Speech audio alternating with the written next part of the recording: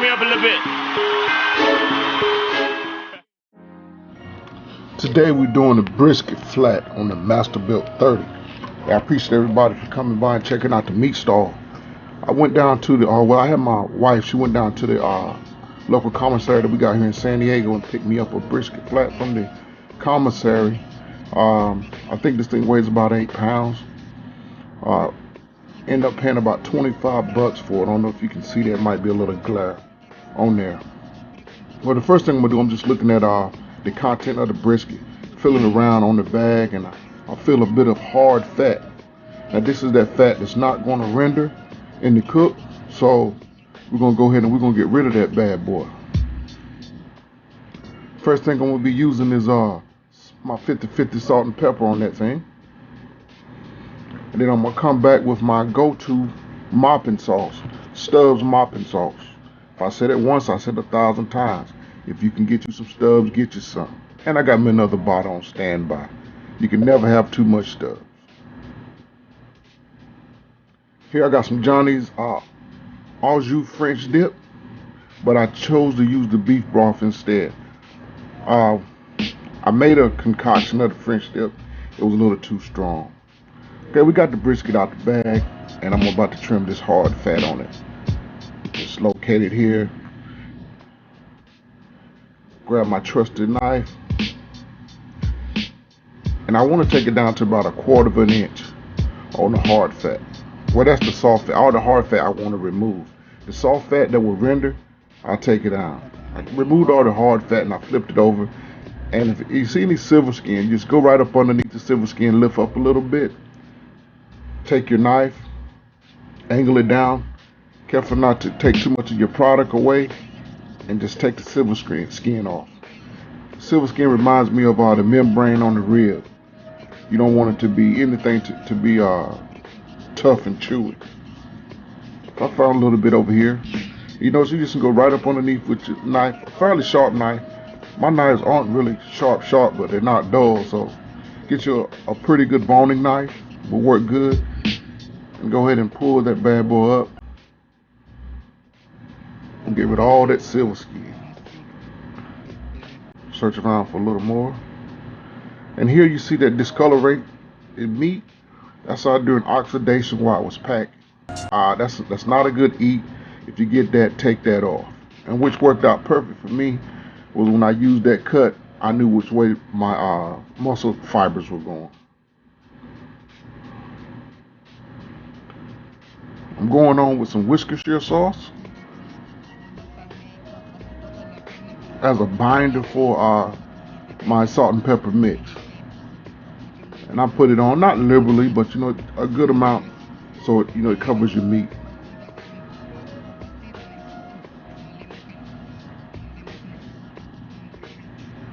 That looks almost about enough right there. Just rub it in. Rub it in good. I don't wanted to use Worcestershire sauce because I wanted to keep up with the flavor profile of beef. Now you don't have to use that. You can go with a teriyaki or whatever style brisket, but I just wanted the brisket that tastes like brisket. Salt and pepper 50/50. I'm going on pretty liberal. It's not too much salt because it's a pretty big piece of meat and this meat can handle it. And also I want to use that coarse ground so it can develop the bark on it that I like. Or we like to call it the Maillard reaction.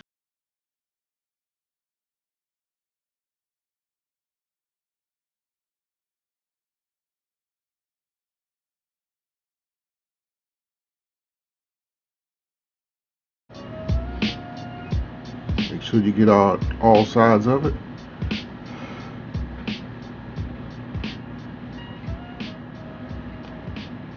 Flip it over and repeat the process. Go on with your Worcestershire. Rub it down, salt and pepper. Nice liberal coat.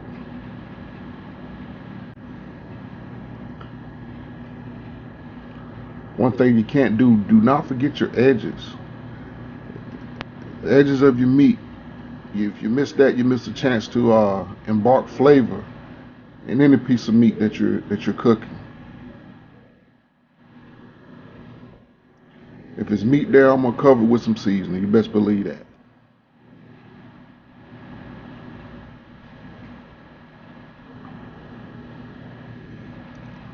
Turn her over.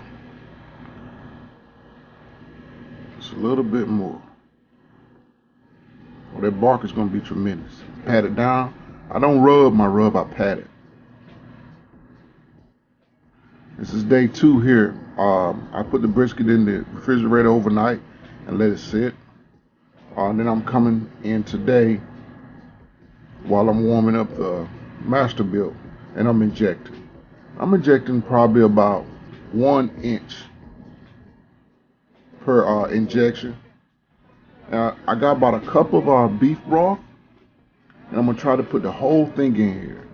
Don't worry about if some comes out, because most of it is inside the meat.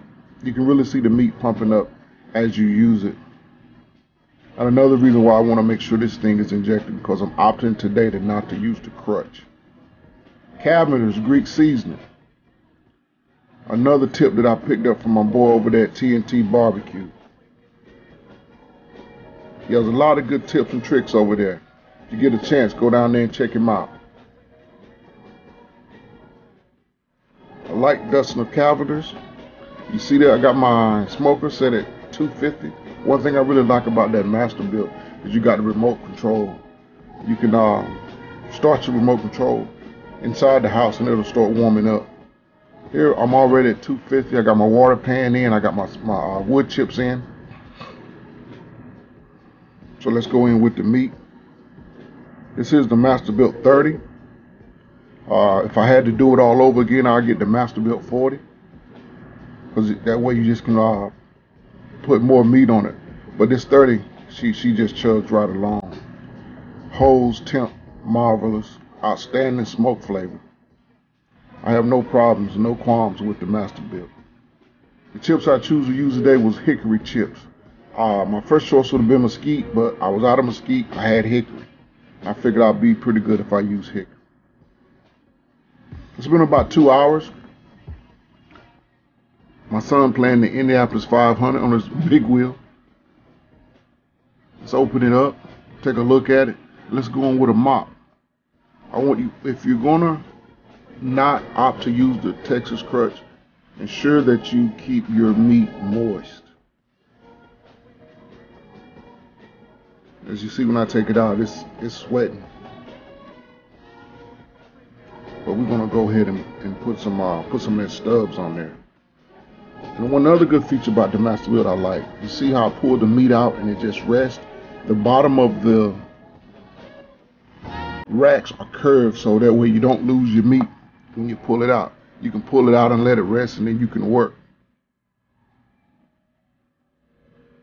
Get a good application of that stubs on that flat. All around the corners. And I cooked it fat side down because the heat source is coming from the bottom and I wanted to protect the meat. Now you got a lot of people with a lot of debate about fat side up or fat side down. It's pretty much your own preference. Next time I do it, I might do fat side up. A lot of people say that it moistens your meat as you do it. In about 2 hours, I'm gonna go in with my meat thermometer. There was no need for the first 2. I knew it wouldn't be up to the temp that I wanted. And you can see that by the hard time that I'm having pushing this meat in, this meat is no way ready to come out at all. That brisket should be probe tender by the time you're ready to take it out. And don't do like I did, barbecue file right there. You saw that juice I lost? But it was okay, it was still tender and moist. You got to commit when you put your probe in. You don't want to lose any juice unnecessarily. I'm going to just leave this rack out so I can have more room to work. Close it up and let it go. The temp is holding marvelously at 250. What I got the digital controller set at. Let's come back out and take another look at it. This is like hour 4. I've been coming out mopping it every hour.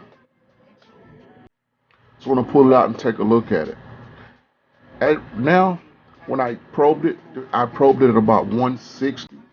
If you were going to use the Texas crutch, this will be the time to use it, because at about 160 you're no longer gonna impart any smoke inside the meat anyway.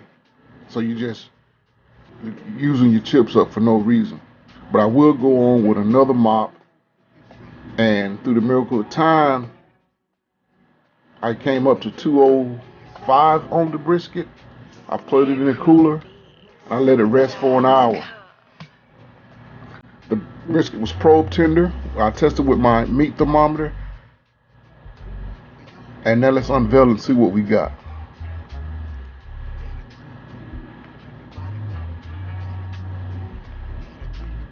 After an hour in the cooler and inside of the towel, that brisket still was piping hot. So I'm inclined to think that you could put that thing in there probably 3 or 4 hours if it's wrapped tight in a nice cooler. It doesn't have to be a Yeti or anything like that, but a nice cooler, it'll keep that temp. Oh, I love the bark. Well, just look at the bark on that thing. That bark is flavor right there. Let's get this loop and foil out the way. That's where I made my cut, so I know which way my muscle fiber was going. So let's cut this.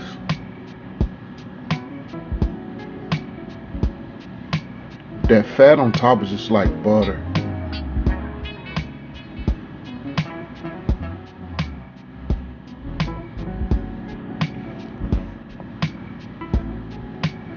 Next time I probably will flip it over and cut it with the fat side on the bottom so it'll cut easier. But I grab my claw here and just go down through this brisket.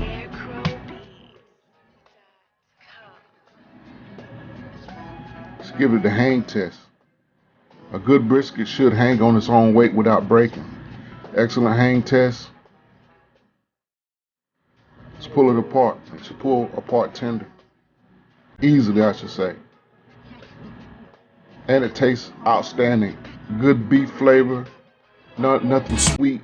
To me, my taste, I think beef should taste like beef.